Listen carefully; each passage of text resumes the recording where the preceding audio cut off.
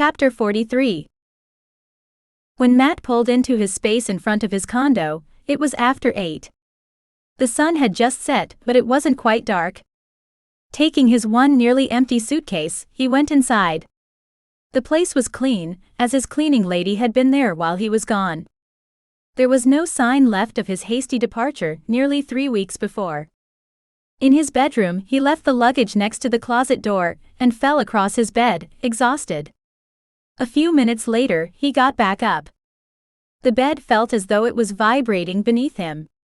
It was like he was still on the road. Instead, he wandered through the house thinking about what he wanted to take to Arizona with him. Alex's place was already furnished, and while she said she'd be happy to get rid of some to make room for his, he didn't have all that much that was important to him.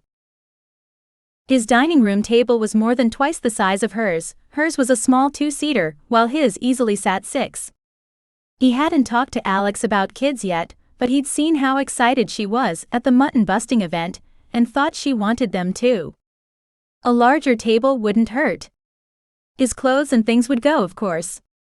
His washer and dryer was several years newer than hers, so he'd offered to bring them. Most of what he had was bought by Connie or a decorator, and while they looked fine and were in good shape, he couldn't see them in Alex's family farmhouse. After walking through the rest of the house, he ended up in his office. He'd take everything in here, though he wasn't sure where he'd put it yet. Alex had at least one spare room, if not more. He could always take the one she'd offered for his bedroom and make it his office, at least for now. Matt sorted through things into various categories: things to get rid of, to store, definitely want at the house, and what to let Alex decide on. He tried to go to bed again, just before midnight. He laid there, alternately dozing and staring into the darkness for more than 2 hours before he gave up, and went back to cleaning things out and sorting. It seemed like he spent a lot of time waiting for things to open, so he could get something done. As soon as the rental truck place opened, he went in. He checked the prices on trucks and trailers, and got a couple dozen boxes while he was there. After loading the boxes in the back, Matt climbed in and checked the clock. It was almost 9. His meeting with the con was scheduled for 10. He didn't have time to go home before the meeting. Instead, he stopped for a cup of coffee and headed to the office. The clan leader had both a condo in town and a large estate, a little ways out of town where they held clan events. He also ran a consulting firm that covered a wide variety of industries. Having a varied group of people in and out of the offices raised no eyebrows, so it was a convenient place for meetings. Matt let the receptionist know he was there, then sat down. He knew he was early and expected he'd have a while to wait. He was surprised when less than 10 minutes later she called his name. "Mr. Walker?" "Yes." He pushed himself to his feet.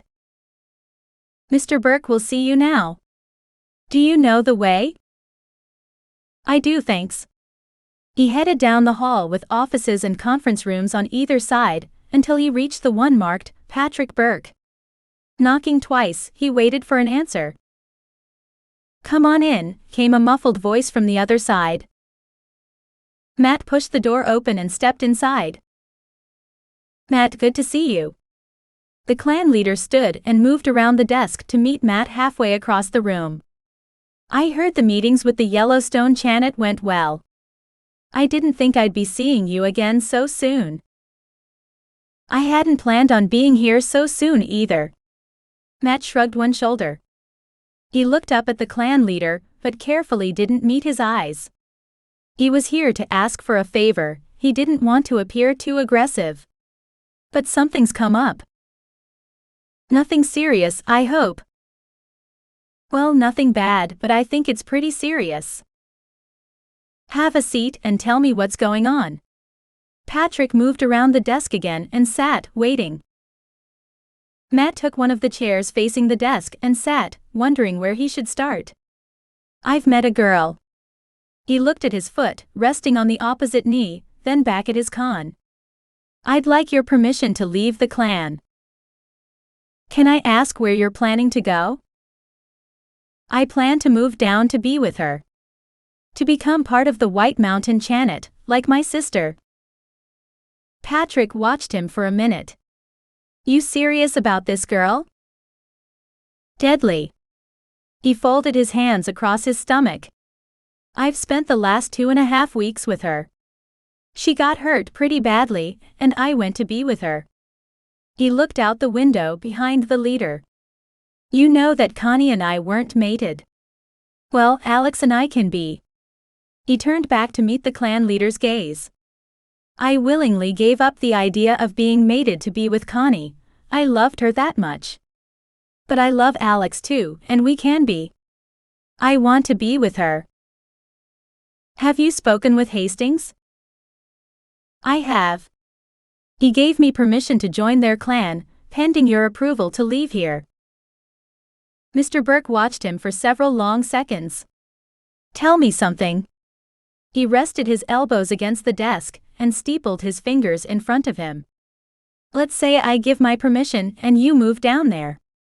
Do you plan on being an active part of the clan, or more like the shadow you've been here the last couple of years? I know, I've not been an active member of the clan for a long time. Matt looked at the toe of his shoe, then looked up again.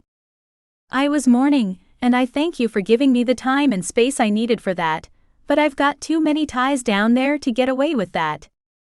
Between my sister, her husband and Alex, they will never let me hide like you have.